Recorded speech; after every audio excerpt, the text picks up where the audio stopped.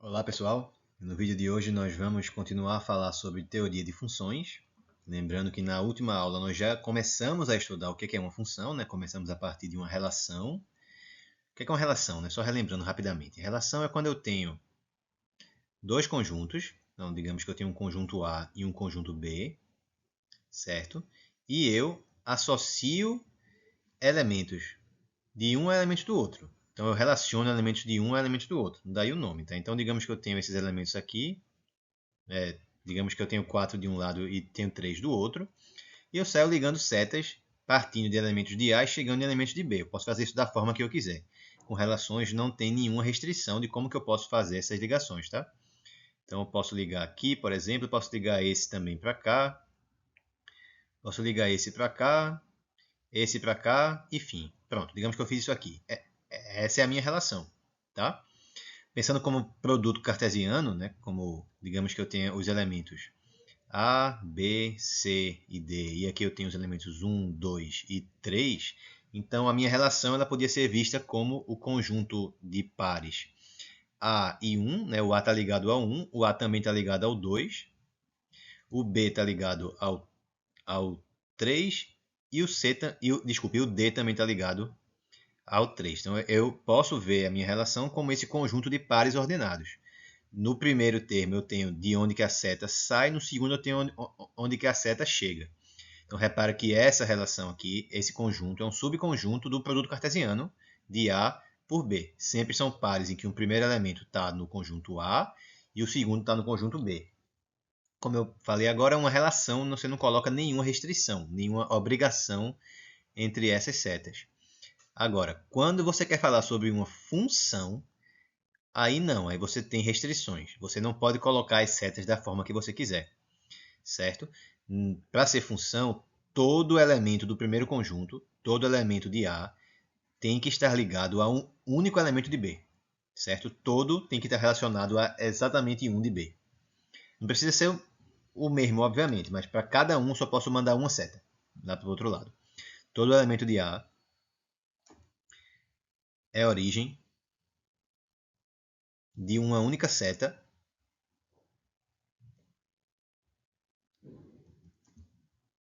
que termina em um elemento de B. Que termina em um elemento de B. Deixa eu ajeitar aqui que deu um leve defeito na minha mesa. Que termina em algum elemento de B. Então, por exemplo, essa relação que eu desenhei em cima, ela não é uma função. Por quê? Porque eu tenho um elemento aqui que manda duas setas. Repara que todo mundo tem que mandar exatamente uma seta, tá? E tem um que não manda nenhuma. Isso aqui não é uma função, certo? Essa aqui não é função, mas é relação. Então, para que seja função, como é que tem que ser o meu desenho em termos de diagramas? Eu tenho que ter o A, 1, 2, 3, 4 elementos, digamos. Tenho que ter o B com 3 elementos para ficar do mesmo jeito. Aqui eu tenho o A, aqui eu tenho o B. E aí como é que eu posso fazer? Eu tenho que pegar o A e ele vai tem que pegar todos os elementos do A e tenho que escolher para onde que eles vão ser levados pelas setas. Esse aqui tem que ir só para um único de cá. Então digamos que ele vem para esse. Esse daqui vem para esse. Esse aqui, digamos que ele vem para esse aqui. E bem, esse outro aqui obrigatoriamente vai ter que repetir alguma das outras, mas não tem problema, certo? Pode ter elementos de cá que recebem mais que uma seta. Também pode ter elemento do conjunto de lá, do conjunto de chegada, que é o contradomínio, que não recebe nenhuma seta. Isso só não pode acontecer onde? No conjunto de partida das setas, que é o domínio. Então aqui, todo mundo manda exatamente uma seta, certo? Agora, aqui pode sobrar ou não. Pode ter elemento que recebe mais de uma ou não. Quando essas coisas não ocorrem, tá certo?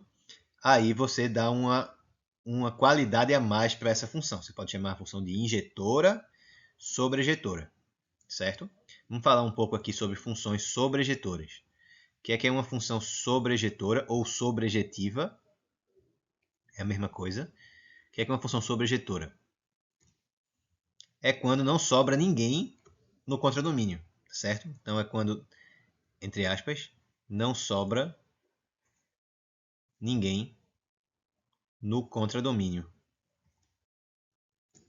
Tudo bem? Não sobra ninguém no contradomínio. Então, essa função que eu coloquei aí em cima, descrita em termos de diagramas, ela não é sobrejetora. Por quê? Porque esse elemento aqui sobrou. Ele não recebeu nenhuma ligação, não recebeu nenhuma seta.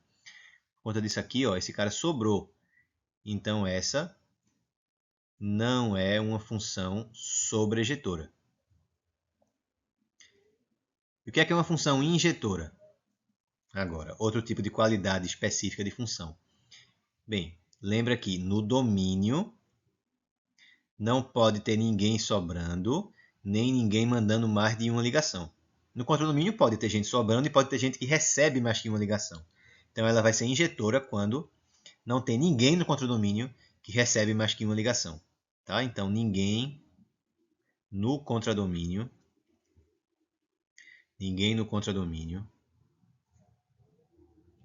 recebe mais de uma ligação. Ninguém no contradomínio recebe mais de uma ligação. Recebe mais de uma seta. Então, nesse caso, nossa função aí também não é injetora. Por quê? Porque esse carinha aqui, ele recebeu mais de uma seta. Recebeu mais de uma seta. O que aqui significa é que a função não é injetora.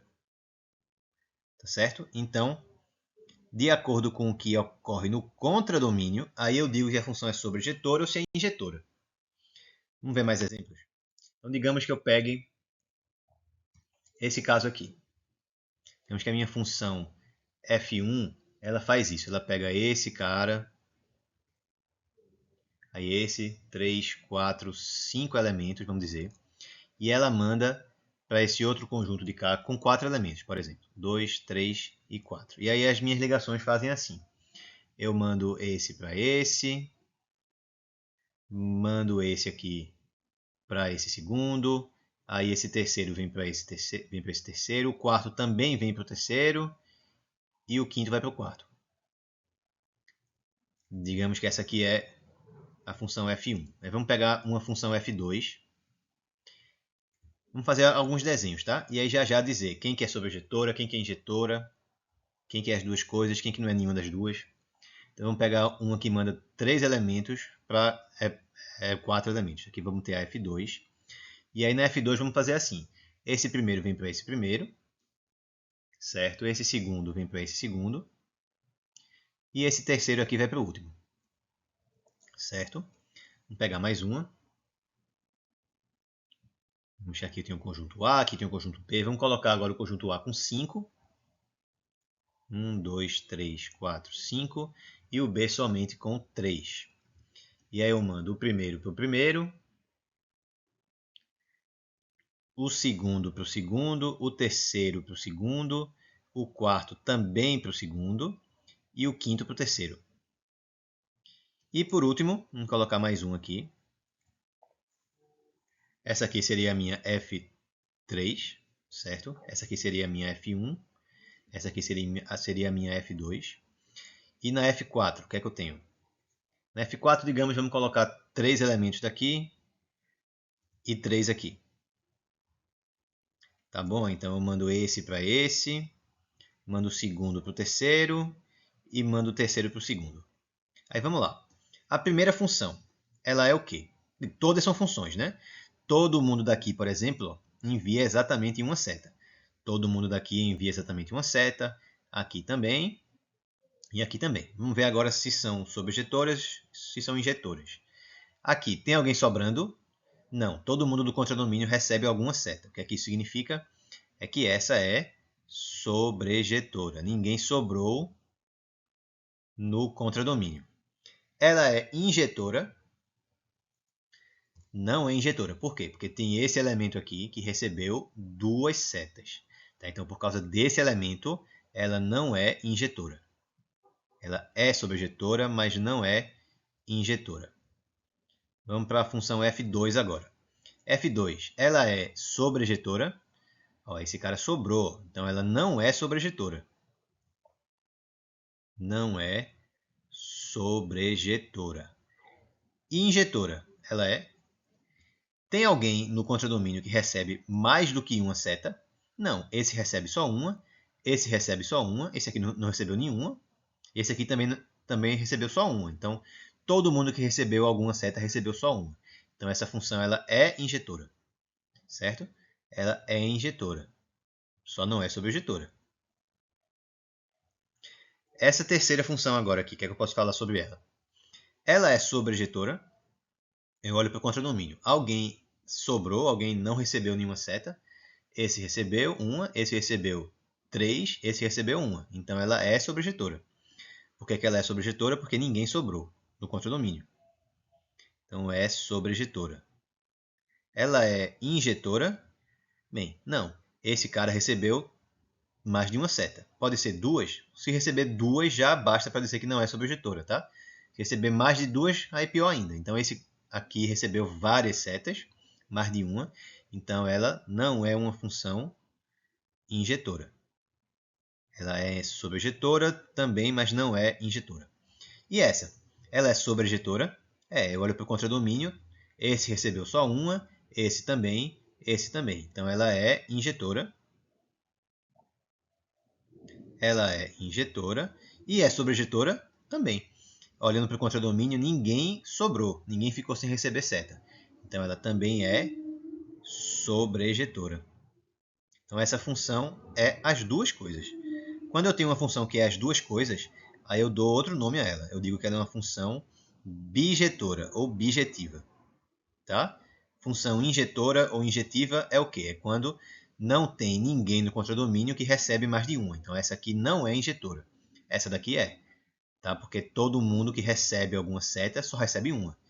Aqui também, todo mundo que recebe alguma seta só recebe uma. Então ela é injetora. E sobrejetora? Sobrejetora é o quê? Quando não sobra ninguém no contradomínio. Essa é. Essa é. Essa é. Essa não é, porque tem um cara aqui que sobrou. E quando é que é bijetora? Quando é as duas coisas, sobrejetora e injetora ao mesmo tempo. Lembrando só que tem livros que chamam sobrejetora de sobrejetiva, injetora chama de injetiva e bijetora chama de bijetiva. É tudo a mesma coisa, tá? Ok, né? Vamos ver agora um exemplo.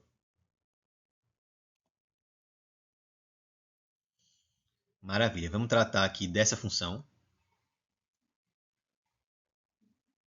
Vou pegar a função f, que vai do conjunto 0, 1 e 2, e manda o resultado no conjunto 0, 1, 2, 3 e 4.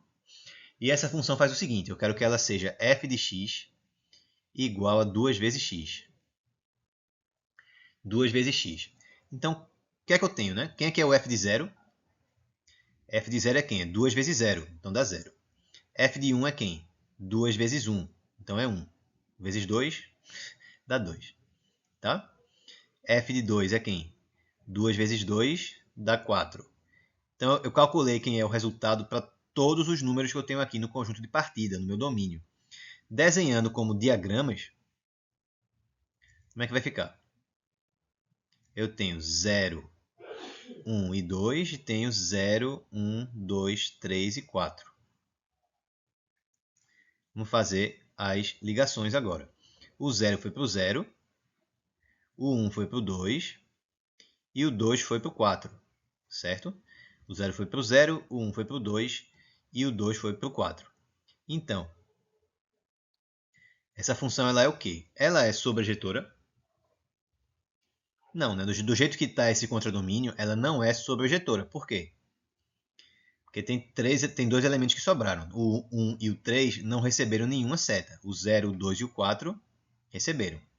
Então, o contradomínio tem elementos que sobram. Quem é a imagem? Quem é a imagem? A imagem é o conjunto dos elementos do contradomínio que recebem alguma seta. Então, ele contém o 0, o 2 e o 4. Tá certo?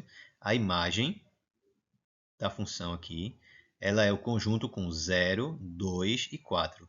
Lembra que a imagem sempre está contida no contradomínio. Mas ela é igual ao contradomínio? Não, né? Porque tem mais elementos no contradomínio do que na imagem. O 1 está no contradomínio, mas não está na imagem. Então eu posso escrever que sobrejetora ou sobrejetiva acontece em que caso? Quando o contradomínio é igual a imagem. Se o contradomínio for igual à imagem, a função é sobrejetora. Tá? Porque não vai ter ninguém no contradomínio além dos que estão na imagem. Então, todo mundo do contradomínio recebe ligação, recebe seta. Por quê? Porque está na imagem. Certo? Essa função, então, não é sobrejetora. Certo? Então, não é sobrejetora. Não é sobrejetora. Mas é injetora? É injetora, não é? Por quê? Porque não tem ninguém do contradomínio que recebe mais do que uma seta. Tem gente que não recebe nenhuma, mas isso aí não tem nada a ver com ser injetora. Tem a ver com ser sobrejetora, com não ser sobrejetora. Não ser injetora precisaria de quê? Ter dois distintos aqui que enviam setas para o mesmo elemento. Que não tem aqui, isso não ocorre. Então ela é injetora. Então ela é injetora, mas não é sobrejetora, portanto também não é bijetora.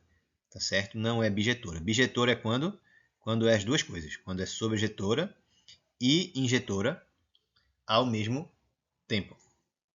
Mais exemplos. Vamos pegar a função f de r em r, dada por f de x igual a x ao quadrado. Essa função, ela é sobrejetora? Quem é a imagem? Quem é a imagem dessa função? Quais são os números reais que podem ser o quadrado de alguém, que são resultado dessa função? Que podem ser resultado dessa função. Eu posso ter um quadrado dando negativo dentro dos reais? Não, só se eu fosse para outro contexto de números complexos. Aí eu aceitaria isso. Não é o caso desses vídeos aqui, tá? Então tudo que a gente vai falar aqui vai ser número real. Então não tem quadrado de número real que dá negativo. Tá bom? Então a imagem para essa função, a imagem é só o quê? Do zero em diante. Então, de zero até infinito. Todo mundo quer maior ou igual a zero. Tá? Então, eu vou escrever assim. De zero até mais infinito. É um intervalo aberto também. Certo? Aberto no infinito aqui, porque infinito não é um número. Eu não tenho como deixar intervalo fechado no infinito, que é uma coisa que não é número. Tá? É uma ideia só. Um intervalo que começa em zero, continua indefinidamente, continua para sempre e nunca acaba. Tá? Então, é fechado no zero e aberto no infinito, entre aspas. Tá bom? Isso aqui é a mesma coisa que dizer o quê? É o conjunto dos x reais, tais que x é maior ou igual a zero. Essa é a imagem. Esse conjunto ele é igual ao conjunto dos números reais? Não. Então ela não é sobrejetiva. Não é sobrejetora. Tudo bem? Não é sobrejetora. Ela é injetora. Bem, ela vai ser injetora se eu não tiver como pegar valores diferentes de x que resultem no mesmo y. É possível fazer isso? É. Bem, se eu fizer f de 1, dá quanto? Aqui nesse caso, dá 1. Quanto é que dá f de menos 1? Menos 1 ao quadrado também dá 1. Ó, então são valores diferentes. 1 e menos 1 são valores diferentes que deram os mesmos resultados.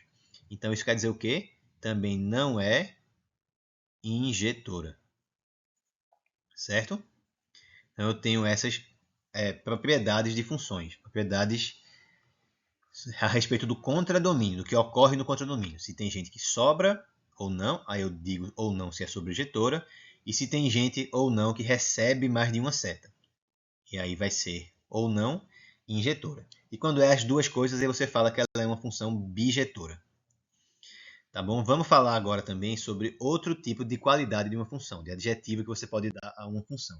Seriam funções pares e funções ímpares. Não tem nada a ver com número par exatamente, tá? Tem um pouco a ver. A gente vai falar sobre isso em algum momento. Então, o que é uma função par?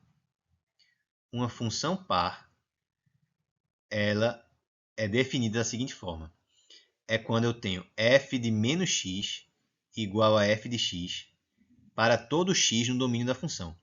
Para todo x no domínio da função. Ou seja, quando eu troco x por menos x, quando eu mudo o sinal da minha variável, o resultado dá o mesmo. Exemplo de uma função par seria f de x igual a x ao quadrado. Se eu pego f de 1, dá 1. Se eu pego f de menos 1, também dá 1. Se eu pego f de 2, dá 4. 2 ao quadrado. Se eu pego f de menos 2 ao quadrado também é 4. Se eu pego f de 3, dá 9. Se eu pego o f de menos 3 ao quadrado também dá 9. Então, sempre que eu pego x e menos x, o resultado dá o mesmo. Quando eu mudo o sinal da minha variável e mudo apenas isso, o resultado fica inalterado. Certo? Se eu olho graficamente, o que é que tem de interessante sobre funções pares? Sobre funções pares, o interesse é o seguinte. Como é que é o gráfico de f de x igual a x ao quadrado? A gente vai falar mais sobre isso quando a gente estudar funções do segundo grau. Mas já adiantando, vamos marcar alguns pontos aí, né? Esses que a gente marcou. Por exemplo, o f de 0 é 0, né? 0 ao quadrado dá 0. Aí, 1 ao quadrado dá 1. Vou marcar aqui. Menos 1 ao quadrado também dá 1. Então, eu marquei aqui. Repara que o que eu marquei de um lado, eu marquei do outro na mesma altura, né? Então, aqui eu andei 1 para cá, andei 1 para cá, mas aqui em cima o ponto está na mesma altura, deu o mesmo y. Quando eu pego 2, aí dá 4, digamos que é aqui. Quando eu pego menos 2, aí dá menos 4, digamos que é aqui. Certo? Quando eu pego 3, dá 9, digamos que deu lá em cima aqui. Quando eu pego menos 3, aí dá mais 9 também. Então, digamos que deu aqui. Aí, ligando esses pontos, o que a gente vai obter? A gente vai obter uma curva que é chamada de uma parábola. Dá algo mais ou menos assim. Está dando para ver que a figura está como se tivesse refletida no eixo y. O que eu tenho aqui está idêntico ao que eu tenho aqui. Ó. Só fiz refletir no eixo y. O que eu tinha para um lado, eu tenho para o outro. Refletido. Tá? É como se o eixo y aqui funcionasse como um espelho. O que está do lado de cá está refletido do outro lado. Então, quando acontece isso, eu digo que eu tenho uma simetria ao eixo y. Isso sempre ocorre com funções pares. Toda função par vai ter gráfico simétrico ao eixo y. Tá certo? E o que é que seria uma função ímpar? O que é que seria uma função ímpar? Função ímpar, agora é o seguinte, eu também vou substituir o x por menos x. Então, eu vou mudar o sinal da minha variável. Mas o que é que vai acontecer com o resultado? Ele não vai ficar o mesmo mais, aí seria uma função par. Para ser uma função ímpar, eu mudo o sinal da minha variável. E o que é que ocorre com o meu resultado? Ele também simplesmente muda de sinal. Então, por exemplo, f de x igual a x ao cubo. Como é que funciona aqui? F de 1 dá 1. F de menos 1 dá menos 1 ao cubo, dá menos 1. F de 2 dá 8, 2 ao cubo. F de menos 2 dá quanto? Menos 2 ao cubo. Menos 2 vezes menos 2 dá 4. 4 vezes menos 2, menos 8. F de 3. F de 3, 3 ao cubo. 3 vezes 3, 9. 9 vezes 3, 27. E f de menos 3 dá quanto? Menos 3 vezes menos 3 dá 9. 9 vezes menos 3 dá menos 27. Então, repara, quando eu mudo o sinal da minha variável, 1 e menos 1, o que é que ocorreu com os resultados? Bem, um deu 1, o outro deu menos 1. Também só mudou o sinal. Mas mudou o sinal. Aqui dava igual, tá? Aqui o sinal também é alterado. Aqui eu mudei o sinal da minha variável, 2 e menos 2. E os resultados? 8 e menos 8. Então o sinal só mudou no resultado. 3 e menos 3. Resultados 27 e menos 27. Então o sinal só foi alterado. Foi a única coisa que mudou nos resultados, tá? Como é que é o gráfico para uma função desse tipo, uma função ímpar? Vamos fazer o gráfico, então, da função y igual a x ao cubo, que é o nosso exemplo aqui. Vamos marcar os pontos. Nós temos o 0, f de 0 é 0, né? 0 ao cubo dá 0. Aí eu tenho 1, 2 e 3. Aqui eu vou ter menos 1, menos 2, menos 3. Deixa eu colocar esses eixos aqui maiores, que eu vou precisar. Então, digamos que o eixo y vai até aqui em cima e desce também até aqui embaixo. Então, f de 1 dá 1. Então, vou marcar aqui. F de menos 1 deu menos 1. Menos 1 e 1. F de 2 dá 8. Digamos que o 8 está aqui. Vai ter que ficar um pouco fora de escala para caber na tela. F de menos 2, menos 8. F de 3, 27. Vamos marcar lá em cima. F de menos 3, menos 27. Vamos marcar lá embaixo. Lá embaixo aqui. Pronto. Deixa eu botar mais para baixo um pouco. F de menos 3 menos 27. Então, digamos que bateu aqui. Aí vamos ligar esse gráfico, vamos montar esse gráfico. Como é que ele ficaria? Ele ficaria algo assim.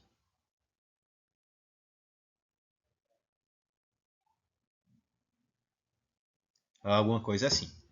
Claro que o meu desenho não está dos melhores, porque né, minha mão fica tremendo um pouco aqui com essa mesa digitalizadora. Mas, o que é que eu posso observar desse desenho? É que a figura que eu tenho aqui é exatamente a mesma que eu tenho aqui. Só que está de cabeça para baixo, tá? Ela está rotacionada. Se eu pegasse essa figura e girasse ela, tá? Passasse isso aqui para cá, isso aqui para cá, eu teria a mesma figura de novo. Quando fica assim, eu digo que eu tenho uma simetria em relação à origem, tá? Simetria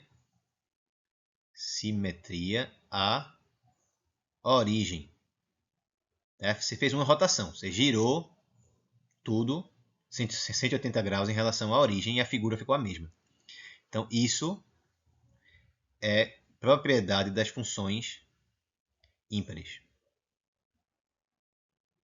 Tudo bem?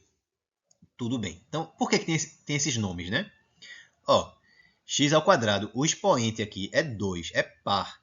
Quando eu tenho o expoente par em um monômio e eu faço menos 1 elevado a 2, por exemplo, o menos não está fazendo nada, porque quando eu faço menos 1 ao quadrado, menos com menos fica mais. Se fosse expoente 4, 6, 8, funciona do mesmo jeito. Qualquer expoente par que eu pegar aqui, o sinal de menos vai ser irrelevante. Então sempre vai acontecer isso. Quando eu mudar x por menos x, o resultado vai ficar igual. Não vai mudar nada, certo? Isso funciona para qualquer termo, qualquer monômio que tenha expoente par. X elevado a 2, a 4, a 6, a 8, a 10. Como isso é propriedade de monômios com expoente par, funções que funcionem assim são chamadas funções pares. E funções ímpares?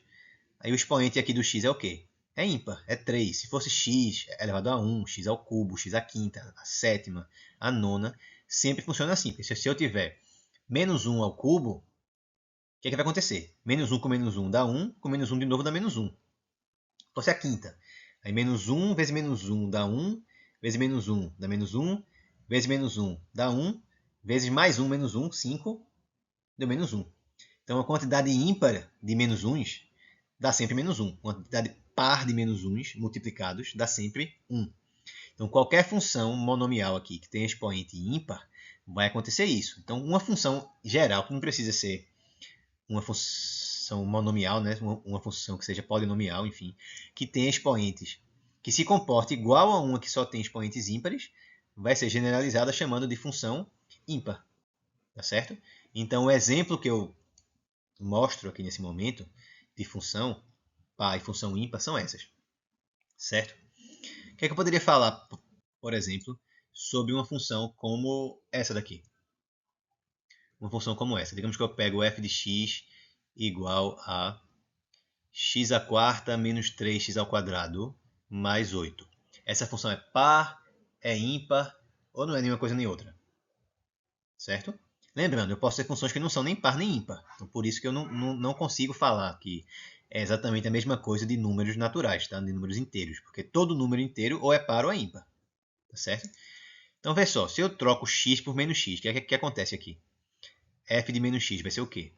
Menos x à quarta menos 3 vezes menos x ao quadrado mais 8. Então, o que é menos x à quarta? O menos, primeiro, eu vou ter menos com menos com menos com menos. 4 menos. Menos com menos dá mais com menos dá menos com menos dá mais. Então, deu mais no fim. Ficou mais x à quarta. Aí, menos 3 vezes menos x ao quadrado. Então, eu vou ter x ao quadrado e vou ter menos com menos. Duas vezes, porque está ao quadrado. E menos com menos dá mais. Tá certo? Então, ficou mais x ao quadrado. Ficou menos 3x ao quadrado. Esse menos 3 aqui é o menos 3 que eu já tinha aqui, tá? O menos x ao quadrado e o mais x ao quadrado são a mesma coisa. E o 8 eu só repito. Ou seja, a função que eu obtive quando eu troquei x por menos x é igual à função original. Então, como eu trocando x por menos x dá a mesma coisa, não muda nada, a função é par. A função é par, certo? Lembra que a gente viu viu, por exemplo, que a função f de x igual a x ao quadrado não era nem sobrejetora nem injetora. Se eu pego com o domínio como sendo o conjunto dos números reais e a imagem também. Então a função pode ser injetora, pode ser sobrejetora. Se for as duas coisas, é bijetora, mas também pode não ser nenhuma nem outra. Aqui eu dei um exemplo de uma função que é par. Vamos pegar uma função que é ímpar, por exemplo. Vamos pegar a função como f de x igual a x à quinta menos 6x ao cubo mais 2x. Essa aqui é par ou é ímpar? Ou nenhuma das duas coisas, né? Então o que é que eu tenho que fazer? Trocar x por menos x. Quem é que é f de menos x? É menos x à quinta. Só é trocar o x por menos x, tá? Onde tiver x na expressão, você coloca menos x. Como é que eu calcularia f de 2? Seria 2 à quinta menos 6 vezes 2 ao cubo mais 2 vezes 2. Então, onde tem x, eu coloco 2, porque no lugar do x aqui eu coloquei 2, se fosse f de 2. Para fazer f de menos x, o que é que eu tenho que fazer? No lugar do x, coloco menos x, quem está aqui. Então, vai ficar menos x quinta menos 6 vezes menos x ao cubo mais 2 vezes menos x. O que é que ocorre com isso? Quem é que é menos x ao cubo? Desculpa, menos x à quinta. Quem é que é menos x à quinta? Vai ficar x à quinta e eu vou ter 5 menos. Então, menos 1 com menos 1 ficou mais. Com menos 1 ficou menos. Com menos ficou mais. E com menos ficou menos. Então, eu tenho menos x à quinta. Menos x à quinta. Menos 6 vezes menos x ao cubo. O que é isso? Então, menos 6 vezes. Quem é que é menos x ao cubo? Então, eu vou ter x ao cubo e vou ter 3 sinais de menos. Tá certo? Tem um menos com outro menos, deu mais. Com esse outro menos que sobrou, deu menos. Então, ficou assim. Mais 2 vezes menos x ficou menos 2x, né? O que é que dá isso aqui? Dá menos x à quinta, mais 6x ao cubo, menos 2x. Então, pessoal, colocando o menos em evidência, fica menos que multiplica x à quinta, menos 6x ao cubo, mais 2x. Ou seja, entre essa e essa, só mudou o sinal do resultado. Então, é uma função ímpar. Tá? Essa função aqui é uma função ímpar. Tá ok, né? Pode ver, se você fizer f de 1, vai dar quanto? 1 à quinta menos 6 mais 2. Vamos ver aqui embaixo. Quanto é que é f de 1? F de 1 vai dar 1 à quinta, então dá 1, menos 6 vezes 1, mais 2. 1 menos 6 dá menos 5, mais 2 dá menos 3. Quanto é que dá f de menos 1? F de menos 1 vai dar menos 1 à quinta, menos 1 vezes menos 1 vezes menos 1 vezes menos 1 vezes menos 1, dá menos 1, tá? Menos 6 vezes menos 1 ao cubo. Menos 1 ao cubo dá quanto? Dá menos 1. Então, menos 6 vezes menos 1 dá mais 6. E 2 vezes menos 1 dá menos 2. Então, juntando tudo, deu o quê? 1 com menos 1 com 6 deu 5. 5 menos 2 deu 3. Então, ó, 3 menos 3. Quando eu mudei de 1 para menos 1, o sinal mudou de menos 3 para 3. Então, sinais opostos, mas é o mesmo número, só que com sinais opostos. Geram o mesmo número, só que com sinais opostos. Então, é uma função ímpar. E uma função que não é nem par nem ímpar. Bem, só é pegar f de x igual a, por exemplo, x ao quadrado mais x. Se eu pegar algo desse tipo aqui, o que é que eu posso afirmar? Vê só, quanto é que é f de 2? 2 ao quadrado, 4, mais 2, 6. E quem é que é f de menos 2? Menos 2 ao quadrado, 4, mais menos 2. 4 menos 2, 2. Deu diferente. Deu diferente, então não é par. São números com sinais opostos apenas, tipo, é o mesmo número, mas só mudou o sinal, tipo, por exemplo aqui, que deu menos 3 e 3. Não, um deu 6 e o outro deu 2. Se tivesse dado 6 e aqui tivesse dado menos 6, aí beleza, eu podia continuar, certo? E achar que essa função é ímpar. Se fosse 6 e menos 5, não, porque aqui mudou, não foi só o sinal que mudou. O número mudou, o valor absoluto do número, o módulo dele também mudou, certo? Para ser ímpar tem que sempre dar o quê? Se eu pegar o mesmo número, mas com sinais opostos, sempre dá o mesmo número com sinais opostos, tá certo? Então essa função desse terceiro exemplo, ela não é nem par nem ímpar. Nem par nem ímpar. certo? E tem alguma função que é par e é ímpar ao mesmo tempo. Isso aqui não é um acento não, tá? Isso aqui era para ser uma vírgula. Pronto, agora. Tem alguma função que é par e é ímpar ao mesmo tempo? É possível isso? Par e ímpar ao mesmo tempo? É possível? E com números não tem não. Mas com funções tem. Então, para ser função par, o que é que tem que acontecer? Quando eu troco x por menos x, tem que dar a mesma coisa. E para ser função ímpar, quando eu troco x por menos x, tem que dar uma coisa, tem que ser o oposto da outra. Tem que só mudar o sinal. Então, que número tem a propriedade de que o oposto dele, então que menos ele, é igual a ele mesmo? Que número é tal que o oposto dele, que menos ele, é igual a ele mesmo? Zero. Tá? Então, só tem uma função que é par e ímpar ao mesmo tempo. A função f de x igual a zero. Isso aqui não é uma equação, não, tá? A fórmula da função é essa. É zero para qualquer x. Uma função constante